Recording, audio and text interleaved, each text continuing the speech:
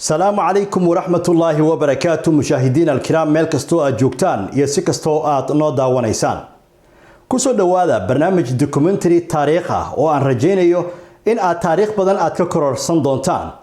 برنامج كان وحا كسابسين هاي تاريخ ذا جنرال محمد حاج محمد هدبا وكما جنرال محمد حاج محمد وشيخ وحافظ القرآن وانا جنرال رقعداء ولسو شقيي dowlado badan oo Soomaaliya soo maray ilaa xilligii isticmaalka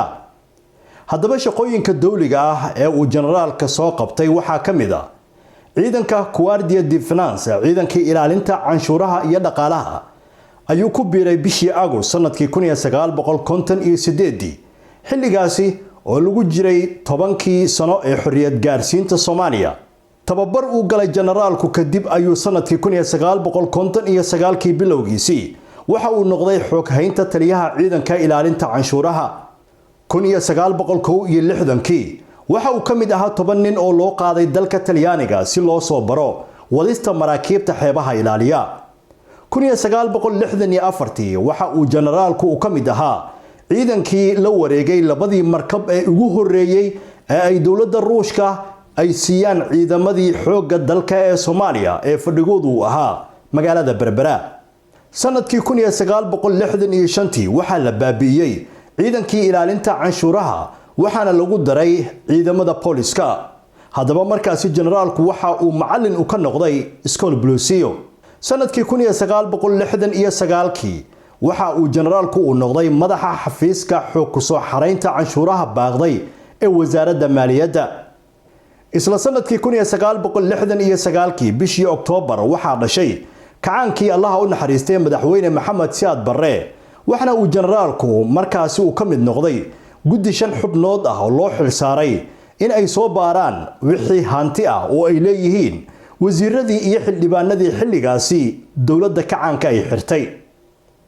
1971 waxa uu generaalku u noqday taliyihii saldhigga booliska Hargeysa oo ahaa saldhigga kaliya ee markaasi magaalada Hargeysa ku yeelay 1972 waxa loo bedelay magaalada Jamaame oo uu ka noqday taliyihii saldhigga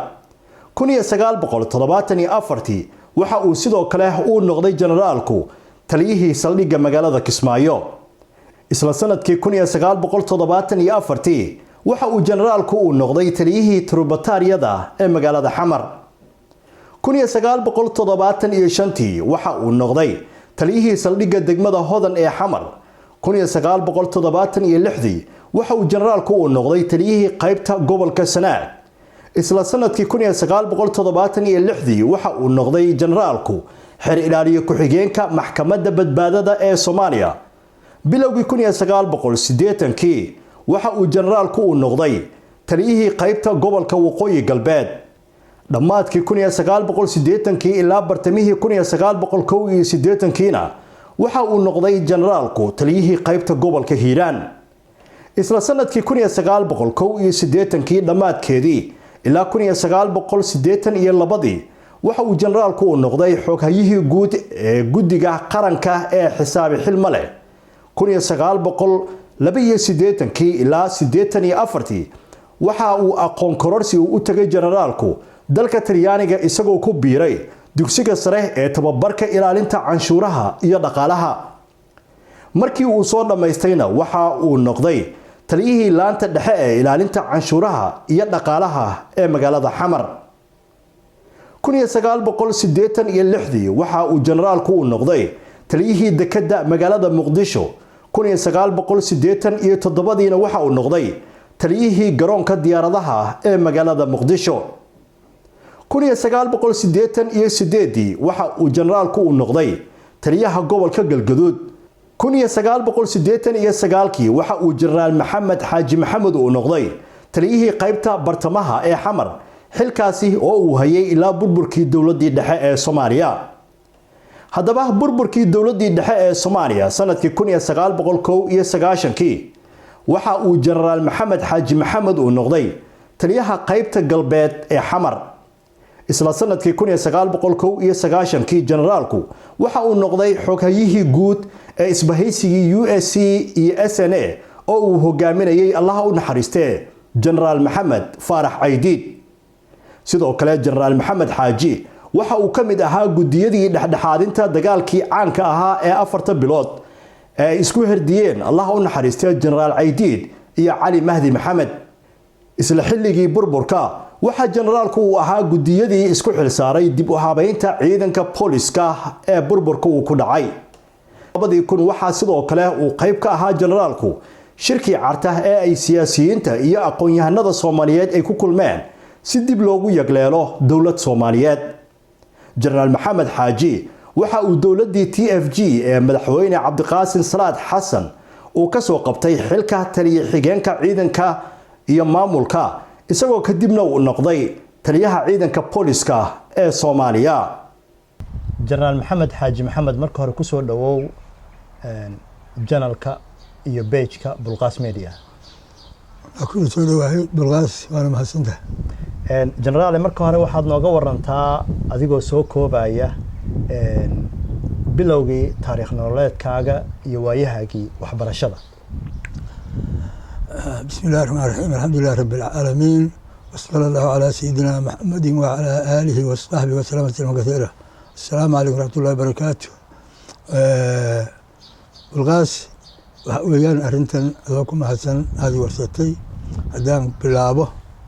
aniga waxaan dhashay sida la ii sheegay 1939